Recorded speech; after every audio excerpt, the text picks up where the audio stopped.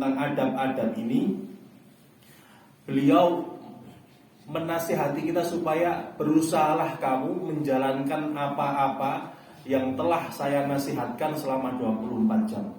Di dalamnya ada amal-amal yang beliau sarankan, ibadah-ibadah yang beliau sarankan, amal-amal soleh yang beliau sarankan dari pagi sampai malam. Kemudian di akhir beliau mengatakan, kalau kamu, dan jalanilah ini setiap hari, dan kalau kamu merasa berat dalam menjalani ibadah dalam sehari semalam, kalau kamu merasa malas dalam menjalankan ibadah yang saya sarankan dalam sehari semalam ini, mulai dari bangun tidur sampai tidur lagi, yang mana beliau menjelaskan ibadah 24 jam ini sebagai awal seorang muslim itu merintis dan juga menjaga hidayah. Karena beliau di awal kitab juga mengatakan hidayah itu ada dua macam. Hidayah zahir, yaitu cara menjaganya dengan cara kita beribadah secara zahir, dan hidayah batin yang ada di hati. Kita caranya juga nanti menjaga dan mengobati penyakit-penyakit hati kita. Beliau mengatakan, kalau kamu merasa berat, maka renungilah bagaimana kamu itu mampu membawa beban dunia. Kalau kamu membawa beban dunia ini mampu. Bahkan di sini beliau menyebutkan, fa kaifa tatahammalu dzalika ayyaman qalaila. Bagaimana kamu untuk membawa beban dunia itu mampu, padahal beban dunia yang kamu bawa itu adalah di waktu yang sebentar. Raja al-istirahat abadal abad. Atau di sini wa kaifa tatahammal al-mashaqqah wa dhulla fi talab ad-dunya shahran aw sanah raja an tastariha bi 20 sana. Kalau kamu merasa berat, coba renungkan. Kamu itu kalau cari dunia kuat, rela bertahun-tahun, ya, sebulan, 2 bulan, setahun, 2 tahun, demi kamu supaya bisa di akhir masa tuamu pensiun. Pensiun bisa jadi 10 tahun, 15 tahun. Ya. Tapi kenapa kamu untuk berusaha dan beramal di hari yang sedikit ini? Maksudnya umur hidup dunia kita ini 60 tahun, demi pensiun selamanya. Di akhirat kan pensiun selamanya. Di dunia ini mungkin kita pensiun cuma 15 tahun, 20 tahun. Ada yang mungkin lama-lama 30-40 tahun. Tapi kalau kita gunakan amal di dunia yang umur kita mungkin 60-70 tahun, sabar di hari-hari yang sedikit itu, pensiunnya gak ada batasnya. Allah akan ganti usaha-usaha kita, lelah-lelah kita yang sebentar 60 tahun ini dengan ribuan jutaan tahun. Maka dengan cara mentadaburi dan merenungi bagaimana kita membandingkan dunia dan akhirat kita. Kita untuk dunia rela bekerja setiap hari dari pagi sampai sore selama 30-20 tahun demi pensiun 10-20 tahun. Tapi kenapa kita tidak rela bekerja, beramal soleh setiap hari selama 50 tahun, demi Allah gantikan masa lelah itu pensiun selamanya. Bahkan Allah kasih fasilitas dan nikmat beribu-ribu kali lipat, gak terbatas. Nah ini beliau memberi nasihat seperti itu. Yang kedua, supaya tidak merasa berat dalam menjalani amal ibadah kita setiap hari, bayangkanlah dalam diri kita bahwa hidup itu sehari. Kadang yang membuat rasa ibadah itu berat, datang rasa malas itu, kita merasa umur saya masih 20 tahun lagi. Besok tak ibadah masih ada waktu, besok tak ibadah masih ada waktu. Atau di sisi lain mendatangkan perasaan, wah, ibadah saya kok masih lama ya. Umur saya seakan-akan dalam pandangannya itu umur mesti 63. Oh, masih lama lah. jatahnya 15 tahun lagi, 20 tahun lagi. Akhirnya ibadah jadi ngerasa berat. Masa kayak gini terus tiap hari? Tapi beliau mengatakan, bayangkanlah dalam hari, setiap hari itu bahwa umur kita ya, beribadah itu sehari, nambah selesai satu hari, saya tak nambah ibadah sehari lagi. Oh ternyata masih diberi Allah hidup, ibadah sehari lagi. Oh ternyata masih diberi Allah hidup, oh tak ibadah sehari lagi. Ya, karena kita tidak akan pernah bisa mengetahui apa yang akan terjadi nanti dan besok. Maka beliau mengatakan, katakanlah dalam dirimu, inni atahammalul masyaqqata al-yaum, saya akan membawa beban ibadah, amanah ibadah ini hari ini, siang ini, fala'alli amutul lailah, bisa jadi nanti malam saya sudah dipanggil sama Allah. Wasbirul lailah, saya akan sabar beribadah malam ini, fala'alli amutu, dan bisa jadi besok selesai ibadah saya. Ya sudah selesai sampai besok aja. Ya sudah akhirnya kita langsung akan berusaha beramal, karena kita membayangkan dalam diri kita hidup dari hari ke hari, dari sore ke sore, dari malam ke malam, dari pagi ketemu pagi lagi. Bangun tidur, oh Allah masih saya hidup hari ini, saya tak ibadah sesiang ini, bisa jadi sore sudah selesai ibadah saya. Sore masih Allah beri hidup, oh berarti masih Allah kasih jatah, tak ibadah semalam ini, bisa jadi besok pagi sudah selesai. Fa innal mauta la yahjumu fi waqtin makhsus, karena kematian itu tidak pernah memilih-milih momentum. Wa halin makhsus, tidak pernah milih keadaan-keadaan kita tertentu. Mati itu enggak nunggu kita rampung goreng rese. Enggak nunggu kita selesai menyelesaikan sesuatu dulu terus baru mati menjemput kita, enggak. Dia akan menembus nyawa kita dalam keadaan apapun. Wasinni makhsusin, dan mati itu akan menyerang, tidak pernah milih-milih umur. Fala budda min hujumi, maka dia pasti akan menyerang. Nah, disinilah kemudian beliau mengatakan fal isti'dadu lahu aula, maka bersiap untuk kematian adalah sesuatu yang penting, yang harus diprioritaskan. Walaupun kita kadang dalam puncak-puncak karir kita, dalam puncak-puncak Allah bukakan pintu-pintu rizki kita, bisa saja Allah ambil, bisa saja Allah, oh jatahnya sudah selesai. Karena bagi Allah, rizki yang saya jatah kamu, sejak yang saya tuliskan buat kamu sejak kamu di dalam kandungan ibumu umur 120 hari sudah rampung, sudah tuntas, rizkinya sudah paripurnanya, sudah jatahnya selesai. Falistida'lahu aula minal istidad lid dunya, mempersiapkan kehidupan akhirat kita lebih harus diprioritaskan daripada sekedar mempersiapkan dunia yang hakikatnya bakal kita tinggal mati, bakal kita tinggal pergi. Wa anta ta'lam, dan kamu mengetahui annaka la tabqa fiha illa muddatan yasirah, bahwa kamu tidak akan tinggal di dunia ini kecuali adalah waktu yang sedikit. Wala'allahu lam yabqa min ajalika illa yaumun wahid, dan bisa jadi tidak tersisa sampai ajalmu datang itu kecuali hanya sehari. Au nafasun wahid, atau bahkan mungkin tinggal satu tarikan nafas. Faqaddir hadza fi qalbik, maka bayangkanlah ini dalam hatimu. Kullu yaumin, setiap hari. Wa kallif nafsak, bebankanlah dalam dirimu kesabaran. Ya. Senantiasa paksalah diri kita untuk bersabar ala ta'atillah, dalam taat kepada Allah, yauman fa yauman, sehari demi sehari, sehari demi sehari. Ya.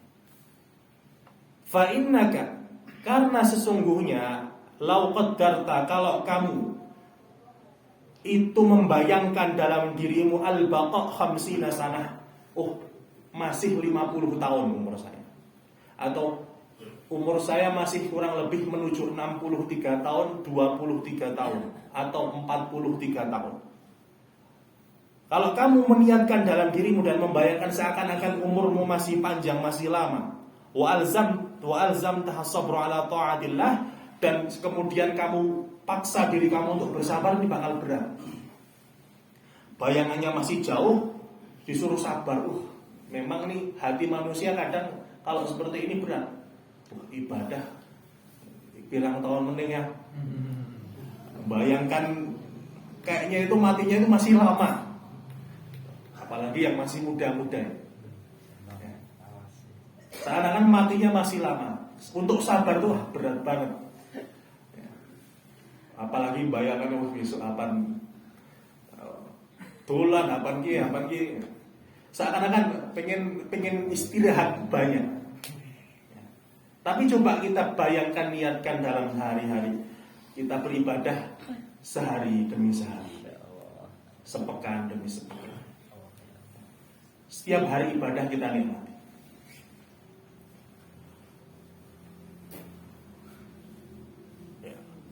Fa innaka law qaddarta al-baqa' 50 sanah wa alzamtaha as-sabra 'ala ta'atillah nafarta wastaqsat 'alaik. Hati ini akan merasa berat kalau kita pandangannya jauh tentang umur. Fa in fa'alta dzalika, tapi kalau kamu buat ibadah sehari demi sehari, farihta indal maut, kamu akan merasa bahagia ketika menjemput kematian. Farihta farhan la akhira lahu, yang tidak ada akhirnya. Wa in sawafta wa tasahalta, tapi kalau kamu menunda-nunda amal, wa tasahalta, meremehkan itu, seakan-akan matinya masih lama, sehingga amalnya pun malas. Ja'akal mautu fi waqtin la tahtasibu, datang kematian dan kamu tidak akan pernah menyangka. Karena bayangan kita jauh. Tapi coba setiap hari kita beribadah dari hari ke hari. Ibadah sekarang bisa jadi meninggalnya nanti sore. Nanti sore bisa jadi besok pagi. Kapanpun kematian kemudian menjemput kita, kita siap.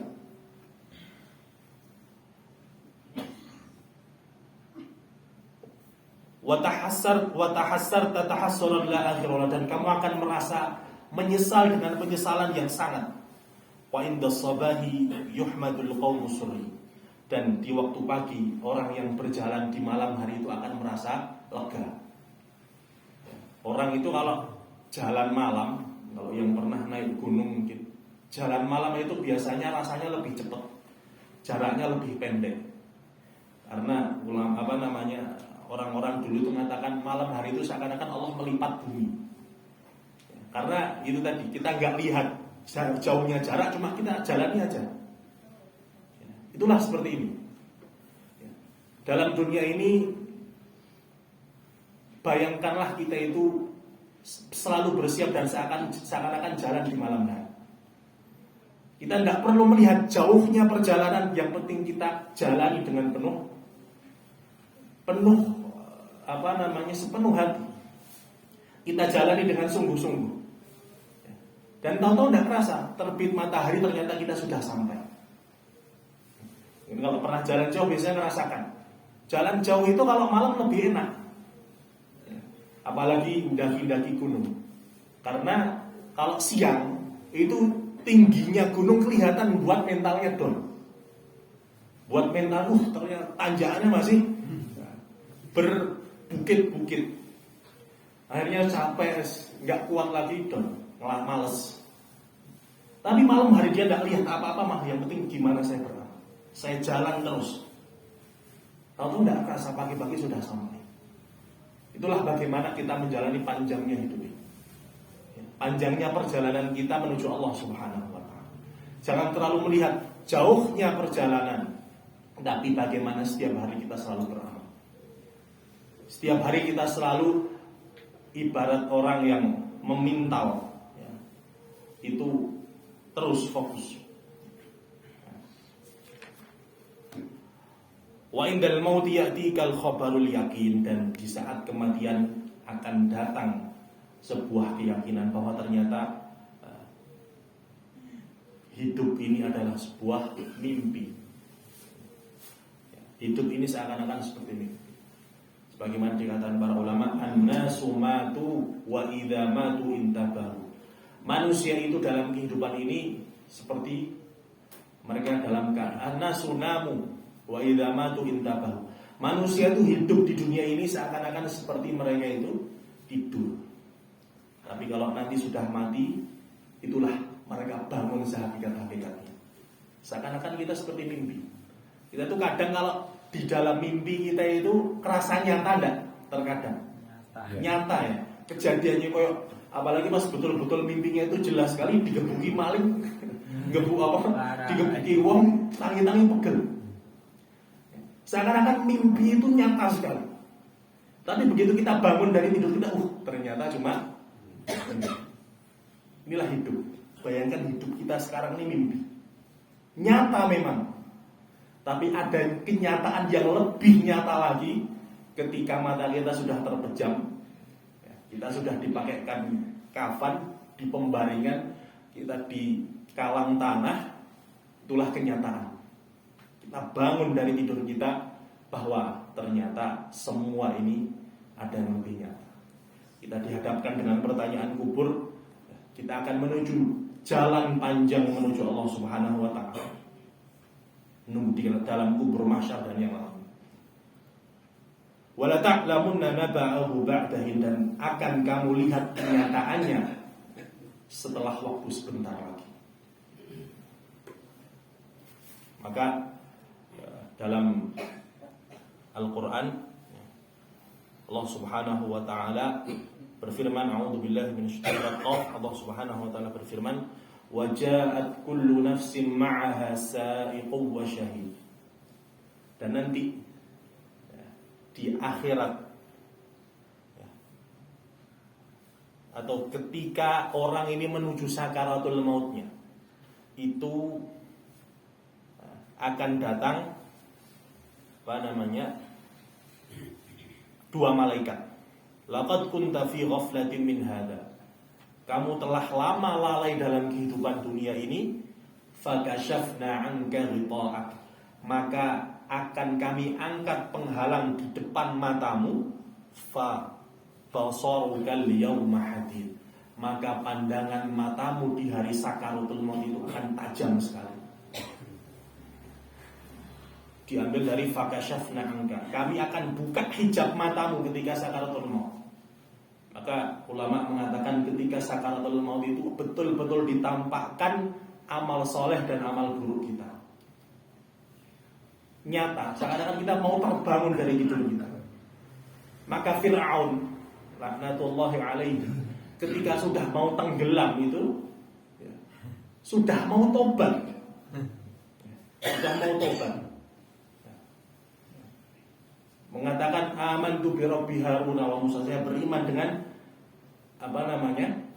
Tuhannya Harun dan Musa. Tapi nyawanya sudah di sini. Dia baru melihat kenyataannya ketika nyawanya sudah di sini. Nyata sekali. Diceritakan juga dulu ada seorang sahabat bernama Thauban maulan Nabi SAW. Thauban ya, pembantunya Nabi lah, yang sering melayani Nabi. Itu beliau ini rumahnya setiap hari subuhan di Madinah, di Masjid Nabawi. Beliau kalau subuhan itu biasanya di saf pertama pojok. Suatu saat Thauban ini tidak terlihat di masjid di sholat subuh. Maka Nabi masih menunggu, kok ini belum datang-datang. Ternyata lama, akhirnya ditinggal ya, mulai sholat. Ba'da sholat, Nabi nanyakan ke sahabat, di mana Thauban? Tumben dia kok tidak kelihatan. Nggak ada yang tahu. Terus Nabi pun minta salah seorang sahabat, tolong antarkan saya ke rumahnya Thauban. Akhirnya Nabi pun diantarkan.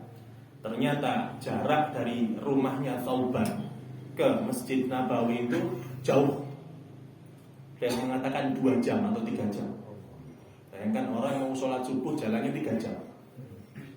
Subuhan jam 4:30 mungkin berangkatnya ya 1:30, 1:30 melaku zaman dulu. Sampai rumah yang bukakan istrinya. Tahu Nabi SAW mengatakan, wahai istrinya Thauban, di mana suamimu? Tentu sampai rumah Thauban dah agak siang. Istrinya pun mengatakan, suamiku telah meninggal tadi pagi ya Rasulullah. Nabi pun kemudian berduka dengan itu dan menanyakan kepada istrinya, apakah suamimu menyampaikan sesuatu, mengatakan sesuatu di detik-detik dia mau meninggal?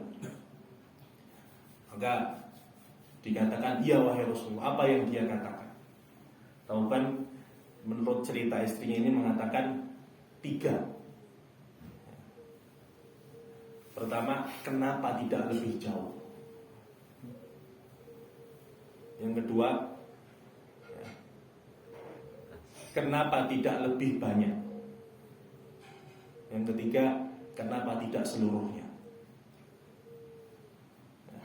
Dalam sebagian riwayat kemudian dikatakan Nabi kemudian tahu apa maksudnya, bahwa yang dia katakan itu karena di detik-detik orang sakarat maut itu akan ditampakkan amalnya.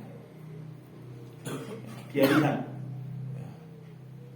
Maka ketika dia mengatakan kenapa tidak lebih jauh, karena dia melihat pahala-pahala yang Allah akan berikan dari panjangnya perjalanan yang dia lakukan setiap subuh. Seakan-akan walaupun perjalanan sudah sejauh itu, dia masih mengatakan, ya Allah, kenapa tidak Engkau jauhkan lagi jarak saya? Kemudian yang kedua, kenapa tidak lebih banyak? Suatu saat beliau jalan, kemudian ada orang fakir, beliau kasih sebagian makanannya. Disitulah kemudian beliau melihat tampakan amal dia bersedekah. Beliau mengatakan, kenapa tidak lebih banyak? Yang ketiga, kenapa tidak seluruhnya? Bahkan di suatu momen lagi, itu tadi, momen yang mirip, ada orang kedinginan di suatu perjalanan di musim dingin, beliau punya baju double, dikasih 1. Itu seakan-akan dia masih punya baju yang dipakai di dalam. Di situ beliau mengatakan, kenapa tidak saya beri aja semuanya? Itulah bagaimana orang nanti akan Allah singkapkan penglihatannya, Allah tampakkan amal-amalnya. Di tafsir lain, Imam Mujahid mengatakan, fakashafna anka ghita'ah, kami angkat penghalang matamu dan matamu menjadi tajam pandangannya. Di antara maksudnya adalah nadharuka ila lisani mizanu min hini tuzan, adalah kamu akan tajam melihat bagaimana lisanmu nanti bicara sendiri, tanganmu nanti bicara sendiri di pengadilan Allah Subhanahu wa taala. Wa idza arsyadnaka ila tartibil awrad, dan kalau kami beri nasihat kamu untuk menertibkan amalan-amalan wirid-wirid kamu setiap hari, falnadhkur laka kaifiyatas shalah was shaum wa adabihima wa adabil imamah wal qudwah wal jum'ah. Ketika kami telah sebutkan kepadamu tadi nasihat-nasihat kemarin tentang bagaimana kita mengatur keseharian kita dalam beribadah, dalam rangka menetapkan, memantapkan hidayah kita. Dimulai dari mana merintis hidayah ini, yaitu dengan amal-amal yang kita lakukan setiap hari. Beliau akan menambahkan dan menyebutkan di bab-bab setelah ini adalah tentang tata cara sholat, tata cara saum, termasuk di dalamnya adab-adab sholat, adab-adab puasa, adab-adab menjadi imam. Karena kita sebagai seorang laki-laki paling tidak akan jadi imam bagi keluarga kita. Adab-adab menjadi makmum, dan adab-adab nanti termasuk sholat Jumat sebagai ibadah pekanan yang dilakukan oleh kita. Oke, kita akan masuk di sini. Yang pertama tentang adab sholat. Adab sholat. Mungkin kita sering ya belajar tentang sholat ya secara praktek, tapi kadang kita kurang mengetahui tentang adab-adab sholat, adab-adab bagaimana kita menghadap Allah Subhanahu wa taala. Ya. Menariknya di sini nanti Imam Ghazali bukan hanya menjelaskan poin A, B, C, tapi bagaimana Imam Al-Ghazali ini memberikan solusi ketika ada permasalahan-permasalahan ketika kita itu mau sholat, terutama masalah hati. Jadi Masya Allah, beliau ini yang memang oleh para ulama ini kealiman dan kewalian beliau ini nggak diragukan. Seorang Muhammad Al-Ghazali. Adabus shalah. Beliau mengatakan rahimahullahu taala, adab-adab salat. Fa idza faragta min taharatil hadath. Kalau kamu selesai bersuci dan membersihkan hadas kamu, ya, wa taharatil khabath, dan mensucikan najis fil badan, baik najis itu ada di badan atau ada di baju, wa fi thiyabi wal makan, atau di tempat.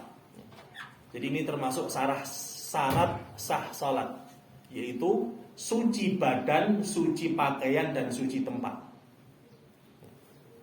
Tidak sah orang sholat badannya, dirinya dalam keadaan hadas, baik kecil maupun besar. Tidak sah sholat seorang bajunya dalam keadaan najis, maupun tempat yang dia sholat di situ juga dalam keadaan najis. Yang kedua, wa min sitril aurati minas surrati ila rukbah. Yang kedua adalah menutup aurat. Ya. Menutup aurat dari seminimal-minimalnya, dari pusar sampai rukbah, dengkul. Itu seminimal-minimalnya aurat ditutup. Ya, sebagian ulama mengatakan pas dengkul, sebagian ya agak turun sedikit. Dengkul ini termasuk. Ya, maka lebih ikhtiyat, hati-hatinya tutup dengkul sekali. Itu seminimal-minimalnya aurat ditutup. Ya. Artinya dalam keadaan darurat masih atau dalam keadaan minimalnya, itulah keadaan minimalnya sholat. Kalau bicara tentang sah-sahan, walaupun enggak juga kemudian dipahami, berarti apa-apa lah sholat yo nggak sarung tok. Ya sah, cuma ya secara adab tidak pantas. Karena di hadis lain Nabi mengatakan, la yusalli ahadukum wa laysa ala atiqihi min syai'. Janganlah sholat salah seorang di antara kalian di pundaknya ini enggak ada kain yang nyampir. Ya artinya baju lah yang bisa ya termasuk ya, pokoknya pundak kita ini yang tertutupi. Itu secara adab. Wa min sitril aurati minas surrah ila rukbah. Walaupun nanti ya tentunya ini buat laki-laki gitu. Kalau perempuan dalam mazhab Syafi'i seluruh harus ditutupi kecuali wajah dan telapak tangan. Kecuali wajah dan telapak tangan.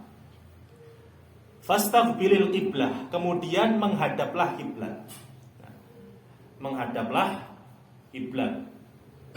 Kiblat ini nanti ulama berbeda pendapat apakah harus ainul kiblah, presisi betul-betul kotak kiblat, kotak Ka'bah itu kita harus betul-betul menghadap sana, atau yang terpenting jihatul kiblah, arah kiblat. Agak mereng-mereng sedikit, yang penting masih di arah kiblat, tidak masalah. Imam Malik mengatakan yang penting arah kiblat. Imam Abu Hanifah masih mentoleransi kaidah segitiga. Jadi selama kiblat di satu arah Ka'bah, kalau kotak ini kita itu masih dalam jangkauan segini, semakin jauh kan tentunya semakin besar jaraknya, itu disebut jihad kiblat. Itu masih tidak masalah. Memang kalau mazhab Syafi'i agak ketat dalam masalah ini, yaitu betul-betul harus ainul kiblah, baik dekat. Kalau dekat wajib semua tentu. Kalau kita di dekat Ka'bah, wajib harus presisi betul-betul Ka'bah yang kita hadap. Sebagian kalau jauh ini kan ada toleransi. Tapi mazhab Syafi'i kekeh, jauh pun tetap harus presisi. Ya, dulu orang-orang dulu pakai apa? Pakai ilmu falak. Ya, ilmu tentunya nggak ada GPS seperti sekarang. Ini sebenarnya nanti Imam Nawawi Al-Bantani, karena beliau termasuk ya ulama Banten tapi juga ahli ilmu falak, beliau jelaskan caranya. Di antaranya beliau mengatakan, ini padahal zaman dulu ya, tahun 1800-an, beliau nulis cara lihatnya kalau kamu di musim panas adalah lihatlah tenggelamnya matahari di hari yang paling panjang. Kalau musim dingin lihatlah tenggelamnya matahari di hari yang paling pendek. Kemudian ada juga di sini tata cara beliau menjelaskan bagaimana ahli Jawa menetapkan kiblatnya di zaman itu. Orang-orang Jawa. Kemudian fastaqbil qiblah, menghadaplah kiblah qaiman, dalam keadaan berdiri. Ini orang kalau mampu. Ya. Memang aslinya berdiri ini termasuk rukun sholat kalau mampu. Muzawijan baina qadamaiki, dengan kaki ini lebarnya proporsional dengan badan kita. Jadi tidak terlalu melebar, tidak terlalu sempit. Lebarnya kaki kita berdiri itu lurus bagaimana ukuran badan kita. Bihaitsu la tadummuha, tidak terlalu sempit, wastawi qa'iman. Ya. Dan berdirilah dengan tegak, waqra qul a'udzu birabbin nas. Dan bacalah qul a'udzu birabbin nas, ini tentu bukan termasuk rukun. Ya, beliau ini menyarankan saja sebelum sholat baca surat An-Nas, karena isi An-Nas kan berlindung dari waswas setan, alladzi yuwaswisu, gangguan setan. Tahassunan biha minasyaitan, sebagai perlindungan dari asyaitonir rajim, menghilangkan waswas. Wa ahdir qalbaka ma anta fihi min faraghihi minal waswas. Kemudian hadirkanlah, ini ketika sudah mau takbir, yang harus perlu kita lakukan dalam adab sholat apa? Hadirkanlah hatimu ma anta fihi min faraghihi, yaitu hadirkanlah hatimu ketika itu. Dengan cara apa? Mengkosongkan hati kita dari gangguan-gangguan dunia, bisikan-bisikan yang melalaikan kita dari sholat. Jadi harus, makanya kadang orang itu menata hati dia berdiri sejenak menghadap kiblat mau sholat baru takbir, itu dalam rangka menghilangkan waswas setan. Kemudian nanti muncul madhab Syafi'i. Imam Syafi'i mengatakan dianjurkan melafadzkan niat, walaupun tidak semua ulama sepakat. Dianjurkan melafadzkan niat dalam rangka supaya membantu hati menata.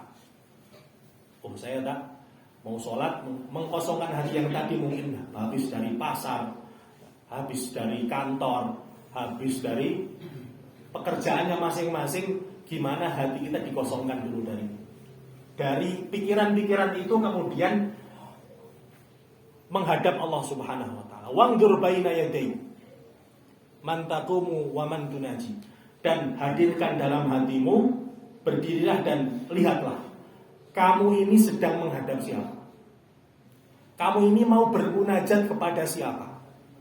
Itu hadirkan dalam hati kita. Wastahyi anta tunaji maulaka, dan malulah kalau kamu itu sebenarnya ini bakal mau bermunajat kepada Tuhanmu. Maka malulah kamu kalau kamu menghadap Allah biqalbin ghafil, dengan hati yang lalai. Wasadrin mashhunin, dan hati yang sibuk, yang penuh dengan banyak sekali pikiran. Biwaswasid dunia, dengan gangguan dan pikiran-pikiran dunia. Wa khaba'ithu syahwat, dan juga kotoran-kotoran syahwat. Jadi ini perlu dihadapkan dan diniatkan, bahwa kosongkan hati kita dulu menuju Allah Subhanahu wa taala dengan cara tadi. Bayangkan kita itu mau menghadap siapa. Malulah kita masa menghadap Allah masih mikirkan dagangan di pasar, masih mikirkan dodol tadi belum selesai, nyang-nyangane urung tembus. Kepikiran, coba malulah. Padahal kita sudah melafadzkan Allahu Akbar. Allah yang maha besar. Yang lain itu kecil. Rizki kita itu hanyalah wasilah hidup. Tapi hidup kita yang kasih itu Allah Subhanahu wa ta'ala. Kita usaha di dunia ini adalah hanya salah satu jalan hidup saja. Tapi tujuan kita hakikatnya hanya Allah Subhanahu wa ta'ala. Semua harus jadi kecil di hadapan Allah Subhanahu wa ta'ala. Mau sebesar apapun, bahkan presiden, masalahnya negara seambrek, itu kecil di hadapan Allah Subhanahu wa ta'ala. Apalagi kita yang bukan presiden. Masalah cuma anak, istri, tonggo wis. Selesai.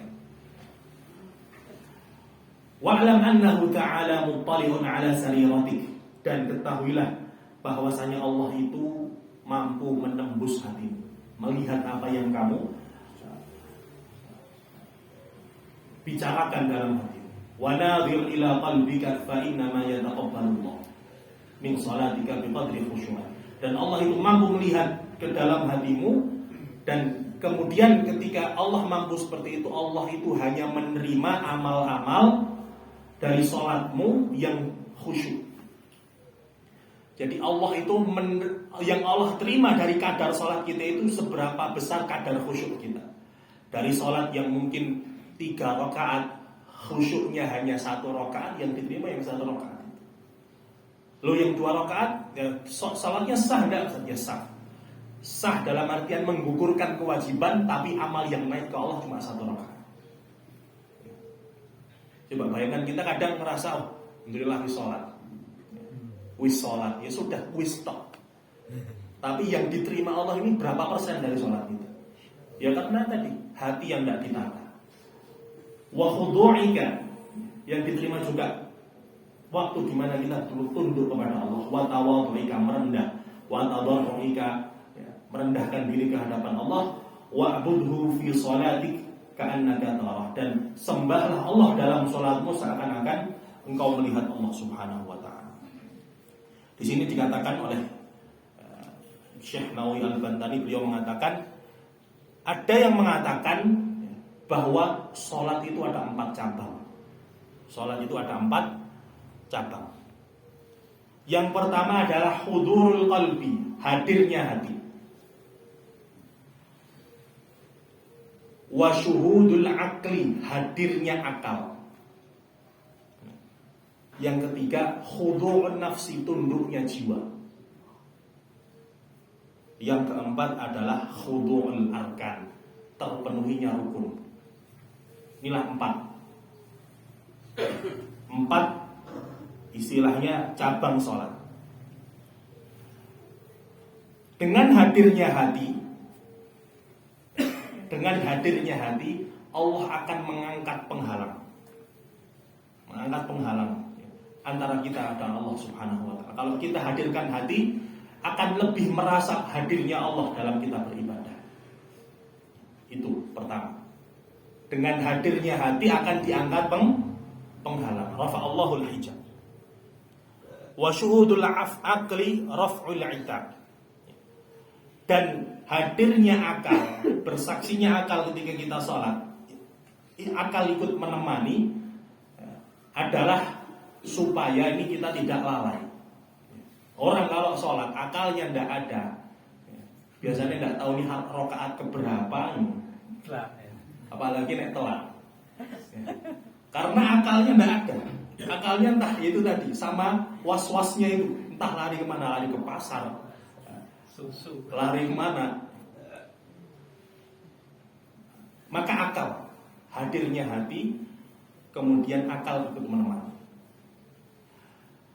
Wa syuhudul aqli wa khudu'un nafsi, tunduknya jiwa.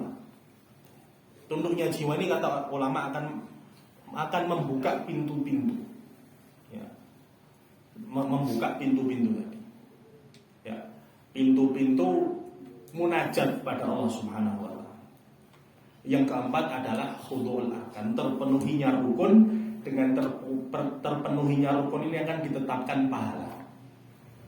Tetap rukun adalah yang terpenting. Rukun sholat yang kita pelajari, ya, takbir, al-fatihah, ruku, ya, i'tidal, tumanninah, sujud dan segala macamnya. Tapi kalau rukun saja, kita sholat, tapi belum tentu kita ngerasakan nikmatnya sholat, karena hatinya tidak hadir. Akalnya tidak ada, tadi sholatnya tidak tahu. Bahkan kadang salam itu baru sadar sholat apa ya? 4 rakaat duhur apa asar, bangun tidur langsung sholat, salam itu baru sadar sholat apa ini saya nih, kurmilu sholat. Kadang baru ngeh, saking hati kita itu entah kemana.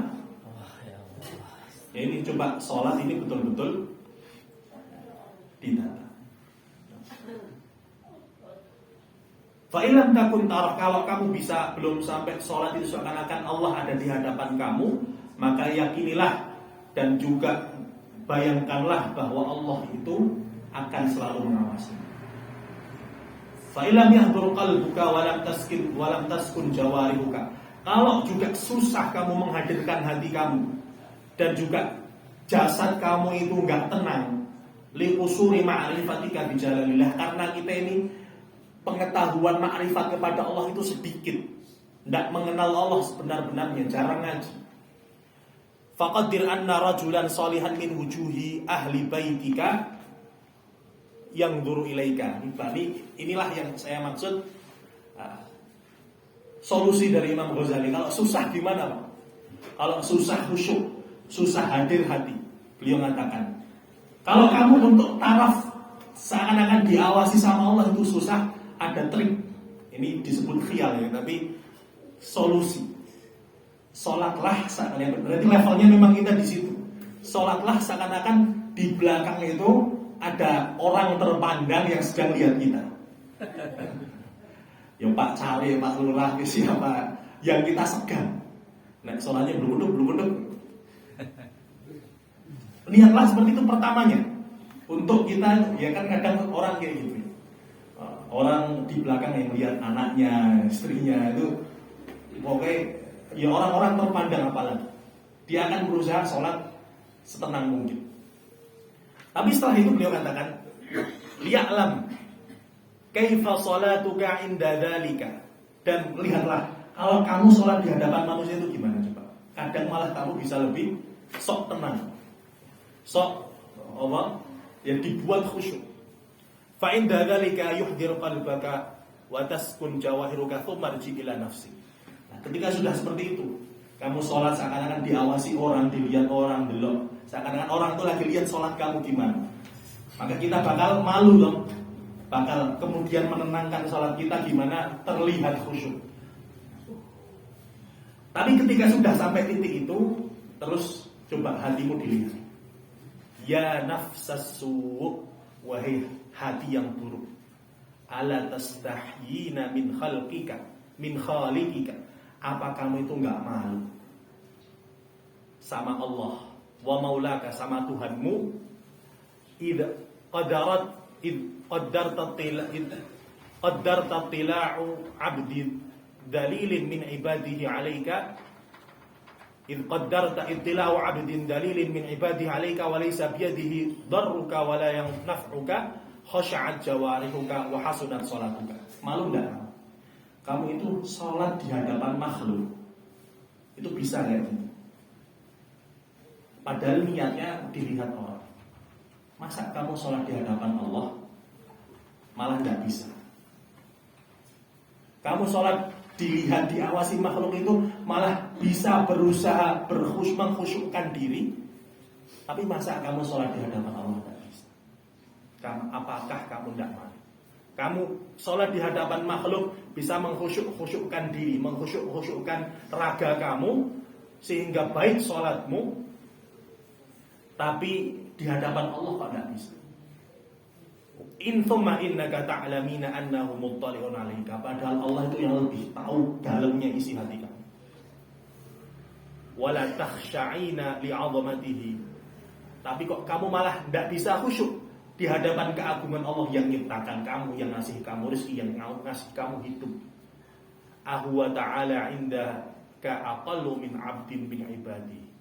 Fama asyaddu tughyanika. Apakah Allah yang punya langit dan bumi itu lebih rendah daripada orang yang ngawasi kamu itu di belakang? Kalau gitu yang kamu lakukan kok kebangetan sekali. Wajah luka, dan alangkah bodohnya kamu, wa ma a'dhamu adawati kali nafsi.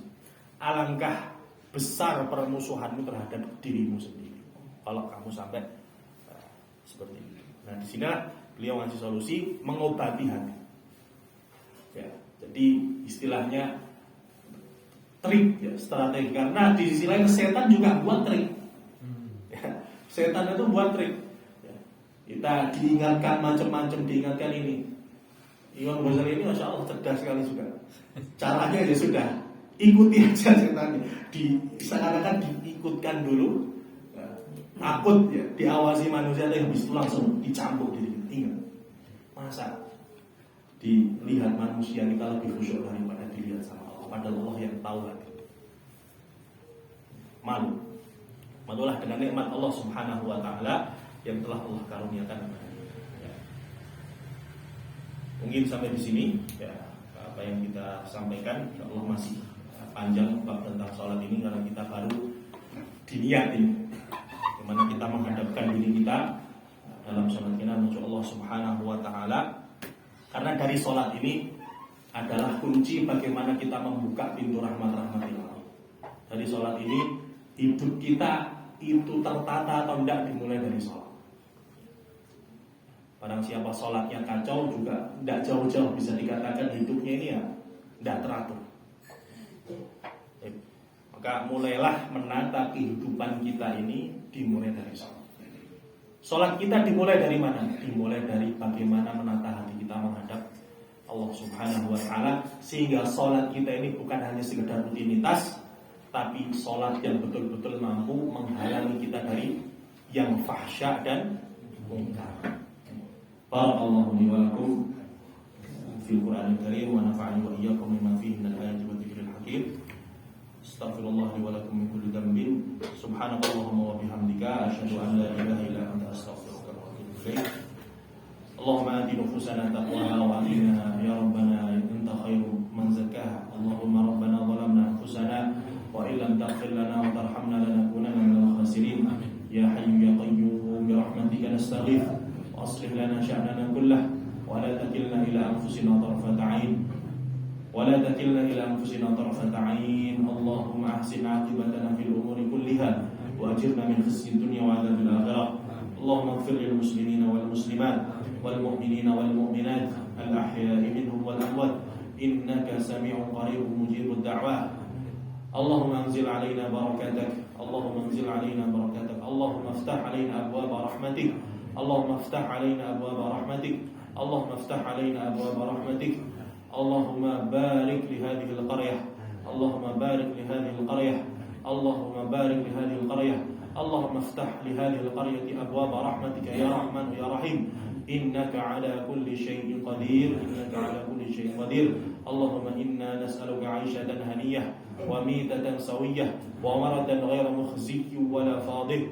اللهم اجعل خير عمرنا آخرة وخير عملنا خواتمة وخير أيامنا يوم أن نلقاك فيه وخير أيامنا يوم أن نلقاك فيه. اللهم اقسم لنا من خشيتك ما تحول به بيننا وبين معصيتك ومن طاعتك ما تبلغنا بها جنتك ومن اليقين ما تهون به علينا مصائب الدنيا ومتعنا اللهم بأسماعنا وأبصارنا وقوتنا ما أحييتنا واجعله الوارث منا واجعل ثأرنا على من ظلمنا وانصرنا على من عادانا ولا تجعل الدنيا أكبر همنا ولا مبلغ علمنا ولا تسلط علينا من لا يخافك فينا ولا يرحمنا.